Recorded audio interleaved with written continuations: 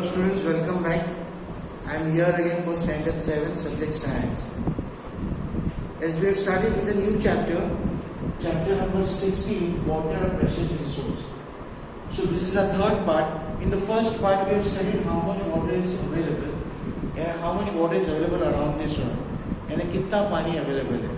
There are 71% of water is there on this earth, but in that only few percentage of fresh water is available on this earth. And what are the forms of water we have studied? And groundwater is an important source of water. जो forms of water, there are three forms. There are solid, liquid, and gaseous state. And groundwater is an important source of water because whatever water we are drinking or we are using in day-to-day life, that fresh water is only available in the groundwater and in the form of rivers and lakes which we are using it. So this depletion of water table. Depletion of water table, just as you all know, the water level is decreasing. So that is known as depletion of water table. And what are the factors which are there for the depletion, which are concerned with the depletion of water table? That is increasing population, increasing industries and agricultural activities.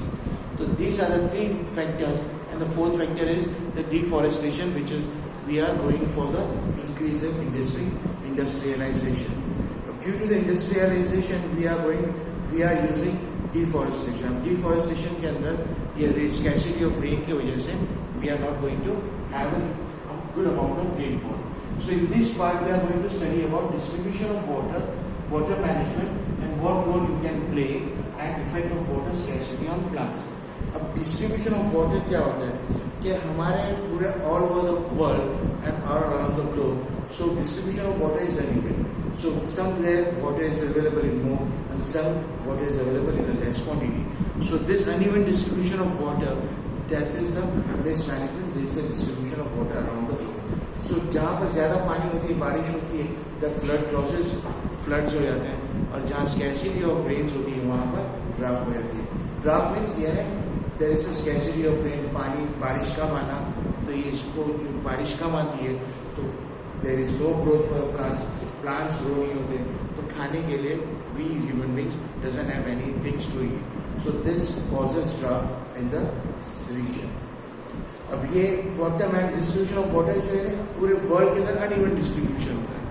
So next is water management. अब water management क्या होता है कि जो civic authorities है, जो management होता है, जैसे municipality जो भी होती है, वो municipality they have their people, they have the source. They use the water, they bring the water from the source, from the rivers everywhere, and then they store it in a storage tank. And from there, ये पूरे pipeline जो city के अंदर बिछी हुई रहती है, the chains of pipelines is there, तो ये पूरे city के अंदर पानी को supply करते हैं.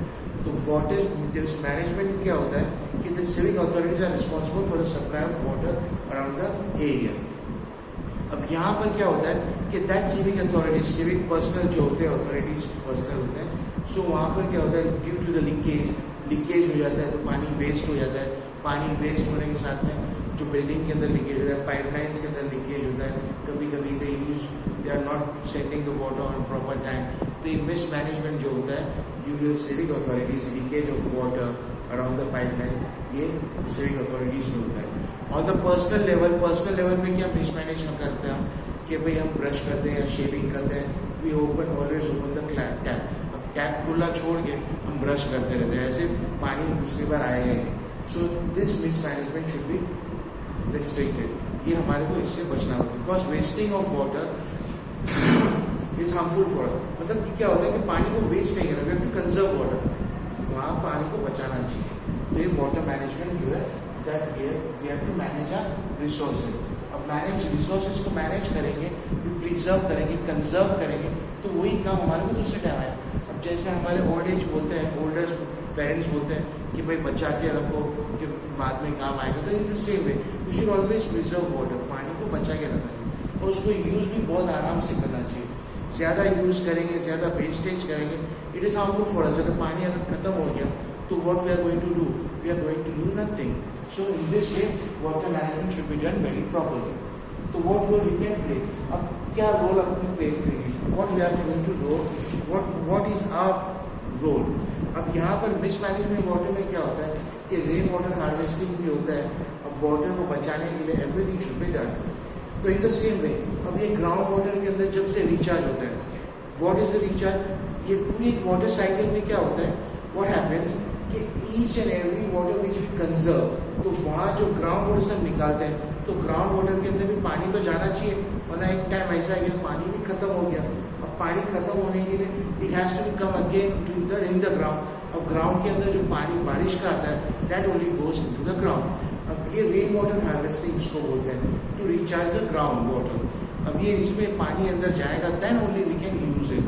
अब ये रेन वाटर हार्वेस्टिंग के अंदर दूसरी बात क्या होती है कि जहाँ डेजर्ट रीजन होता है, जहाँ पानी की स्केर्सिटी होती है, तो वहाँ रेनफॉल होता है. तो रेनफॉल अपने रूफ टॉप के ऊपर जो पानी गिरता है तो वो पूरा पानी पाइपलाइन के through ground water underground tank के अंदर जमा करते हैं, so that in need of emergency we can use that ground water, rain water जो ग्राउंड वाटर के अंदर स्टोर किया हुआ था स्टोरेज टैंक के अंदर.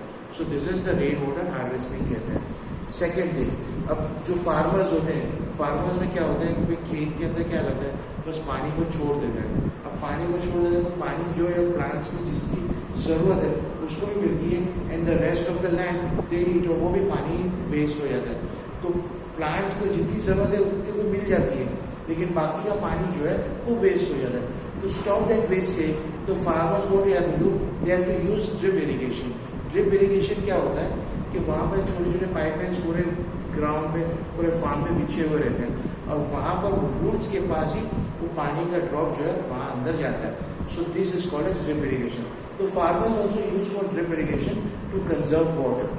सो this is the way water management should be done. And what role we can play, क्या role हम प्ले करेंगे, ये हम रोल ये प्ले करेंगे. We are not going to waste water while brushing or bathing. We should always use some amount of water, that much amount of water which is always usable. ज़्यादा use नहीं करेंगे. whenever we brush या तो फिर हम shaving करेंगे, we are going to close the tap. जब भी ज़रूरत पड़ेगी तो only we are going to open the tap, and after the जब ज़रूरत खत्म हो जाएगी we are going to close the tap. The last is effect of water scarcity on plants. अभी इफेक्ट क्या होगी प्लांट के अंदर, अगर पानी खत्म हो जाएगा, वाटर इज नॉट देयर, पानी की कमी होगी, तो प्लांट्स विल नॉट ग्रो. और प्लांट्स ग्रो नहीं होंगे तो लाइफ जो है, living organism, they are not going to live. अब लिविंग ऑर्गेनिज्म नहीं लिव करेंगे तो in this whole world, the whole world is going to end up in a mess. So plants also need water. Plants dry हो जाएंगे, तो plants अगर dry हो जाएंगे तो किसी को भी खाना नहीं मिलेगा, and all living organism are going to die. So in this way, we should always conserve water. तो यहाँ पर ये चैप्टर कंप्लीट किया. So I am going to send the PDF notes you have to write down in your notebook. Okay, students? Thank you.